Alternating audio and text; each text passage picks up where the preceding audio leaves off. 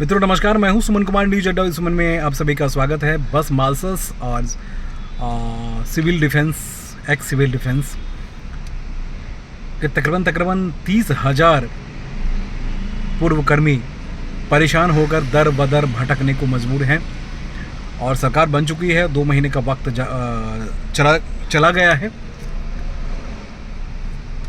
कई सालों तक उन्होंने नौकरी की और उसके बाद अपनी नौकरी के लिए दर बदर भटकने को मजबूर हैं। हमारे चैनल में तमाम सारे साथी जो हमसे जुड़ते हैं और हमसे अपडेट देने की बात करते हैं, तो उनके लिए एक अच्छी खबर ये है कि लगातार एक्स बस मार्शल्स और सिविल डिफेंस वाले जो हैं सीएम से और दूसरी जगहों पे जा कर उन्होंने अपनी बातें रखी है। उसके बाद सीएम ने 2 दिन पहले ही उनसे कहा था कि आप लोग इस तरह से परेशान ना हो, आपकी परेशानी दूर करने की कोशिश की जाएगी और थोड़ा सा वक्त दीजिए। तो हमारे कई साथी ऐसे थे कि सुमन सर आप बिल्कुल जवाब नहीं दे रहे हैं, बस मार्शल को बिल्कुल आपने छोड़ दिया, या फिर एक्स सीडीएस सिविल डिफेंस वाले हैं उनको आपने छोड़ दिया। मैंने छोड़ा नहीं, बल्कि कुछ अपडेट खबरें आए तो दें। उस वक्त एक विरोध की बात थी और एक ऐसी सरकार के खिलाफत की बात थी जो कुछ करना नहीं चाह रही थी। अब एक दूसरी सरकार आई है। मैं अभी सचिवालय के बाहर ही हूँ और कई दिनों से मैं ये सोच रहा था कि आप लोगों से रूबरू हूँ और कुछ न कुछ आप लोगों को सही तथ्य फर्क जानकारी दें। तो कल हमारी भी बात मुख्यमंत्री से हुई और मंत्री जी से भी हुई और रेखा गुप्ता खुद ही आप लोगों की समस्या को से पहले से रूबरू हो चुकी हैं, समस्या को लेकर काफ़ी गंभीर हैं। 2-3 दिन पहले आप लोग भी मिले होंगे, काफ़ी परेशान लोग जो थे उस पर चर्चा हुई, क्योंकि 2 दिन पहले ही उन्होंने एक बात कही थी कि खासकर अभी जो डीएम्स के साथ उनकी मीटिंग हुई थी उसमें तमाम सारे डीएम्स को डायरेक्शन दिए गए डिस्ट्रिक्ट लेवल पे काम करने के लिए। तो उसमें आप लोगों की भी भागीदारी होगी, ऐसा माना जा रहा है।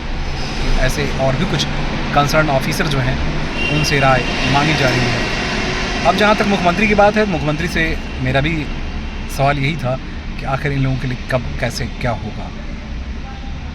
तो बस मार्शल के साथ डीटीसी कर्मियों के बारे में भी मैंने पूछा कि भाई उनके लिए क्या होगा। तो उनका ये कहना था कि अभी जो कुछ 2 महीने पहले ही सरकार बनी है, बजट को लेकर हम लोग इसमें काफ़ी इन्वॉल्व हैं। बहुत सारे बड़े बड़े प्रोजेक्ट्स हैं, उस पर भी बहुत काम होने हैं।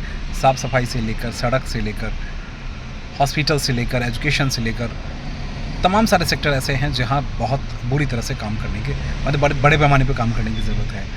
और जहां तक बस ये जिनको नौकरी देने की बात है तो उन्होंने 50,000 का वादा किया है। अब इसमें जो लगातार ये लोग मिल रहे हैं या दबाव बना रहे हैं, तो उनके बारे में हम सिर्फ यही कह सकते हैं कि थोड़ा सा वक्त मुझे और चाहिए। हमें वक्त इसलिए चाहिए कि अब ये पॉलिसी बनना है। पॉलिसी 1-2 दिन में बन नहीं सकती। उसके लिए कंसर्निंग ऑफिसर की राय लेनी, उसके बाद आपको अलग अलग विभागों से भी इन्फॉर्मेशन से लेने हैं। जल्दीबाजी करके पहले उन्होंने एक बात कही कि जल्दीबाजी करके पहले बहुत सारी गड़बड़ियाँ हो चुकी हैं। कुछ दिन पहले भी सरकार ने काफ़ी लोगों को नौकरी से निकाला जो आम आदमी पार्टी के करीबी हुआ करते थे, और या यूँ कही कि आम आदमी पार्टी के कार्यकर्ता थे। उनको अभी ही कुछ दिन पहले नौकरी से निकाला गया है। वो चाहे वो चेयरमैन हों और उनके साथ वो कर्मी, ऐसा होता है क्योंकि जो जिसकी सत्ता होती है वो लोग आते हैं और उनके साथ काम करते हैं। तो इसमें कोई बड़ी बात है नहीं, तो मैं उसे नहीं बता सकता। तो वहाँ लोगों की नौकरी गई है, तो उनका यही कहना था कि लोग देखिए, नई नौकरी देनी या इसको एकोमोडेट करना या इसके लिए पॉलिसी बनाना, कैसे क्या होना, इसमें थोड़ा सा वक्त लगेगा। बार बार ये लोग आ रहे हैं, यहाँ बैठ रहे हैं, धरना प्रदर्शन कर रहे हैं, इन्हीं का खर्चा हो रहा है, इन्हीं की परेशानी हो रही है, फिर ये भी दबाव हम पे बनाते, हम भी समझ नहीं पाते। तो कहीं ना कहीं एक गलत संदेश जा रहा है। तो मुख्यमंत्री साफ साफ शब्दों में एक बात को दोहरा रही हैं कि इससे गलत संदेश न जाए, ताकि आप 30,000 के साथ साथ 50,000 लोगों को नौकरी देने की बात हुई है। तो इसमें नौकरी देने के लिए जो प्लानिंग है उसमें बस मार्शल को कैसे दिया जाए, इस पर जल्दी ही निर्णय लिया जाएगा या इस पर बैठ के बातचीत करेंगे।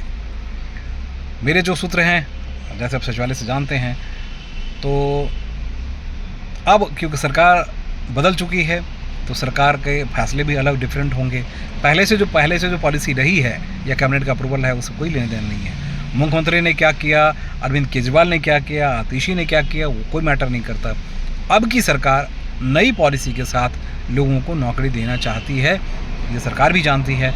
उसमें आप लोगों को ये 30,000 के आसपास जो कर्मी हैं उनको गेस्ट टीचर जो हैं, गेस्ट टीचर की भी हमने चर्चा की थी। गेस्ट टीचर के बारे में उनका कहना था कि गेस्ट टीचर के बारे में भी कुछ सॉल्यूशन देना है। आईटी कर्मी थे, उनको भी सॉल्यूशन देना है। एक बड़े पैमाने पे एक नई पॉलिसी की ज़रूरत है। और मित्रों, मैं आप लोगों को सिर्फ यही बता सकता हूँ कि अभी सरकार जानती है कि काम करना है इन्हें। ये साढ़े 10,000 बस मास्टर्स जो परेशान हैं, काफ़ी लोगों की जानें जा चुकी है।